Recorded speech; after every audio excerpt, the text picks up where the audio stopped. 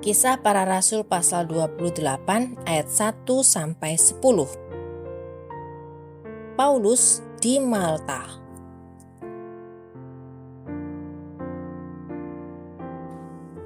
Setelah kami tiba dengan selamat di pantai, barulah kami tahu bahwa daratan itu adalah Pulau Malta. Penduduk pulau itu sangat ramah terhadap kami.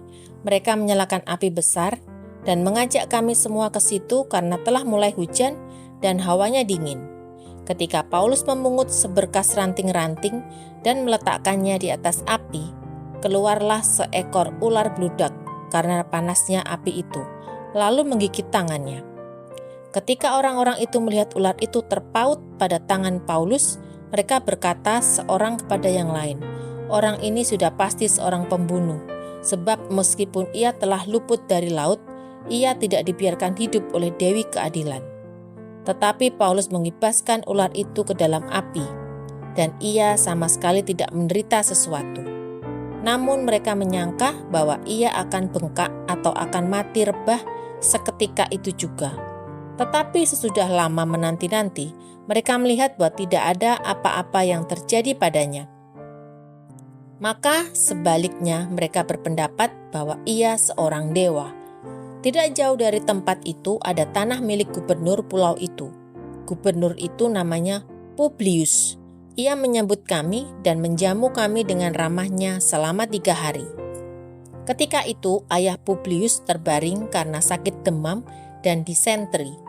Paulus masuk ke kamarnya. Ia berdoa serta menumpangkan tangan ke atasnya dan menyembuhkan dia. Sesudah peristiwa itu datanglah juga orang-orang sakit lain dari pulau itu dan mereka pun disembuhkan juga.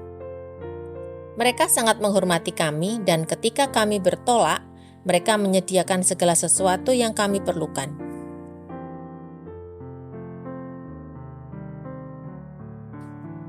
Ayat 11-16. Paulus tiba di Roma. 3 bulan kemudian kami berangkat dari situ naik sebuah kapal dari Alexandria yang selama musim dingin berlabuh di pulau itu. Kapal itu memakai lambang Dioskuri. Kami singgah di Sirakusa dan tinggal di situ 3 hari lamanya.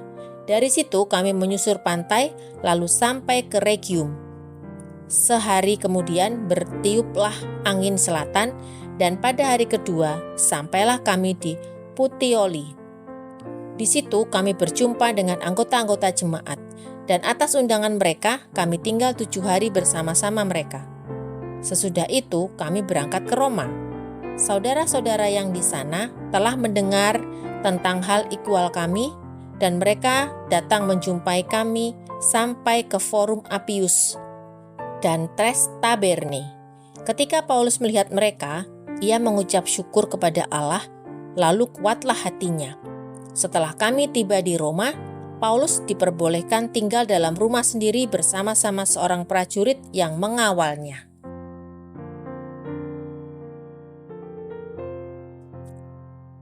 Ayat 17-29. Pembicaraan dengan orang Yahudi di Roma.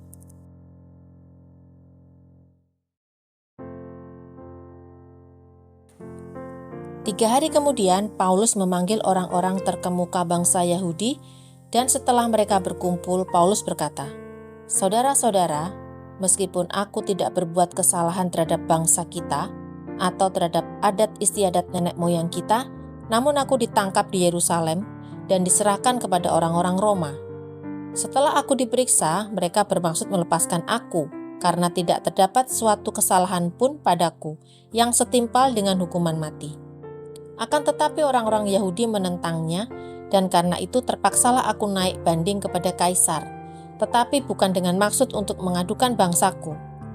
Itulah sebabnya aku meminta supaya aku melihat kamu dan berbicara dengan kamu, sebab justru karena pengharapan Israel lah aku diikat dengan belenggu ini." Akan tetapi mereka berkata kepadanya, "Kami tidak menerima surat-surat dari Yudea tentang engkau dan juga tidak seorang pun dari saudara-saudara kita datang memberitakan apa-apa yang jahat mengenai engkau.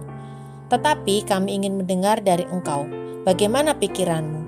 Sebab tentang Masyab ini kami tahu bahwa di mana-manapun ia mendapat perlawanan.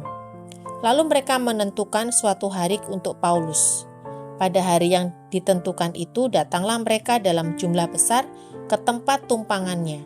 Ia menerangkan dan memberi kesaksian kepada mereka tentang kerajaan Allah, dan berdasarkan hukum Musa dan kitab para nabi, ia berusaha meyakinkan mereka tentang Yesus. Hal itu berlangsung dari pagi sampai sore.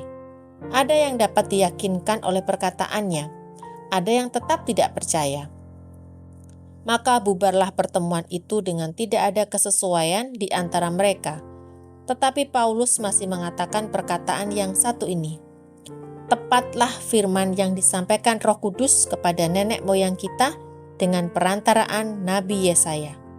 Pergilah kepada bangsa ini dan katakanlah, kamu akan mendengar dan mendengar, namun tidak mengerti. Kamu akan melihat dan melihat, namun tidak menanggap.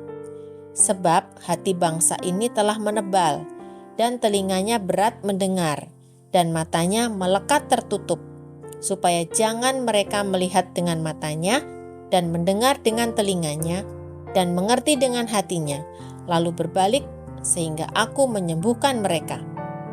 Sebab itu, kamu harus tahu bahwa keselamatan yang daripada Allah ini disampaikan kepada bangsa-bangsa lain dan mereka akan mendengarnya. Dan setelah Paulus berkata demikian, pergilah orang-orang Yahudi itu dengan banyak perbedaan paham antara mereka.